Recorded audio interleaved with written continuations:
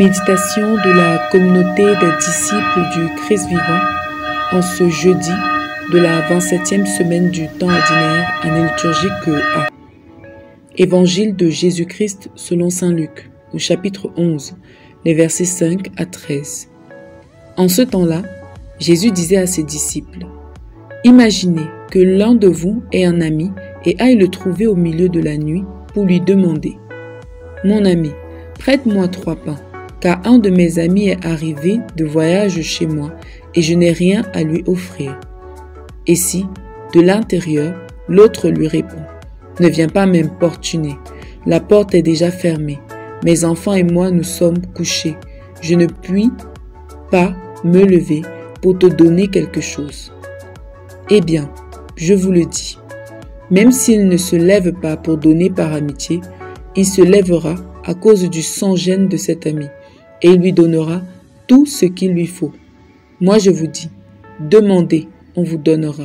Cherchez, vous trouverez. Frappez, on vous ouvrira. En effet, quiconque demande reçoit, qui cherche trouve, à qui frappe on ouvrira.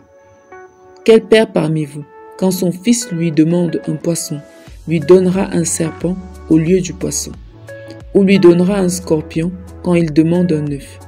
Si donc vous, qui êtes mauvais, vous savez donner de bonnes choses à vos enfants, combien plus le Père du ciel donnera-t-il l'Esprit Saint à ceux qui le lui demandent? Acclamons la parole de Dieu. Demandez, on vous donnera. Bien-aimés dans le Seigneur, chantons à Dieu notre reconnaissance pour ce nouveau jour dont il nous fait gracieusement grâce. L'attention et l'amour qu'il nous porte sont impressionnants. Tenez, il prend sur lui de nous montrer dans les détails ce qu'il faut faire et comment le faire quand nous lui adressons une demande. N'est-ce pas beau? Saint Jacques dit dans son épître que nous demandons et ne recevons pas parce que nous demandons mal. Confère la lettre de Saint Jacques, chapitre 4, verset 3. Mais comment demander? C'est à cette question que Jésus répond dans l'évangile de ce jour. Ce dernier s'inscrit dans le même sillage que celui d'hier. En effet, hier le Christ apprenait à ses disciples comment prier. Et la prière de demande a sa place dans la prière qu'il nous a enseignée. Aujourd'hui, il va au-delà de la préoccupation de ses disciples. Il nous dit comment demander. Dans la finale de l'évangile que nous venons d'écouter, le Christ dit que Dieu donne le Saint-Esprit à tous ceux qui le lui demandent. Pourquoi l'Esprit Saint?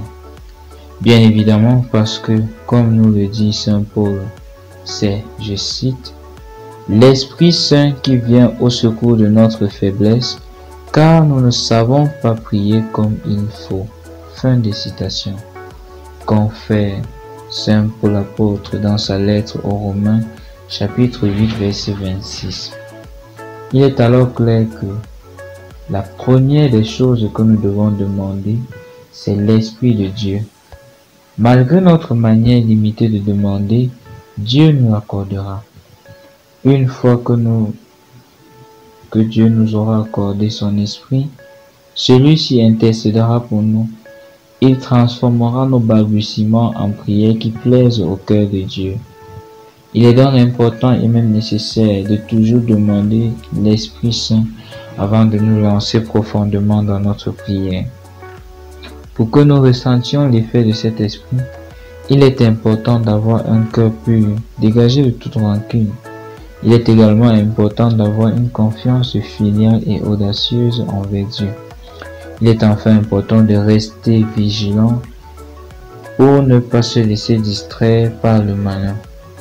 Une fois tous ces éléments réunis, Dieu ne saurait nous refuser ce que nous demandons si c'est conforme à sa volonté. Prions. Seigneur, multiplie en nous tes œuvres de miséricorde pour que nous nous conformions à ta volonté et que nous marchions selon ton dessein d'amour. Intercession. Prions pour tous ceux qui ont une vie assez aisée, afin qu'ils se laissent toucher par la misère de leur entourage. Marie, temple du Saint-Esprit, Prie et intercède pour nous. Exercice du jour. Lis le catéchisme de l'Église catholique du numéro 2607 au numéro 2612. Amen.